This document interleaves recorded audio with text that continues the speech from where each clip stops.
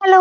എല്ലാവർക്കും ഏതോ ജന്മകൽപ്പന പുത്തൻ പ്രൊമോ വിശേഷങ്ങളിലേക്ക് സ്വാഗതം. അപ്പൊ ഇന്നത്തെ ഒരു പ്രൊമോയിലുണ്ടല്ലോ നമ്മുടെ പ്രീതിയുടെ നമ്മുടെ അശ്വിനും എടുക്കുന്ന മരുന്ന് അങ്ങോട്ടും ഇങ്ങോട്ടും മാറിപ്പോകുന്നത് നമ്മളെല്ലാവരും കണ്ടു കാണും അല്ലേ? അപ്പൊ നമ്മുടെ മനോരമ അതൊരു വലിയ പ്രശ്നമാക്കുന്നുണ്ട്. എന്നെ മനഃപൂർവ്വം കൊല്ലാൻ വേണ്ടിയാണ് ഇവള് ചെയ്തത് എന്നൊക്കെ പറഞ്ഞ് ഭയങ്കരമായിട്ട് അഞ്ജലിയോട് എല്ലാവരോടും പറയുന്നുണ്ട്. ഇനി ഒരു നിമിഷം പോലും ഇവളെ ഞാൻ വെച്ച് പൊറപ്പിക്കില്ല, ഇനി ഇവളെന്നെ കൊല്ലാൻ മടിക്കില്ല, ഇനിയും തരും ഇങ്ങനത്തെ മരുന്ന് എന്നൊക്കെ പറഞ്ഞ് കുറെ ഡയലോഗ് അടിക്കുന്നുണ്ട്.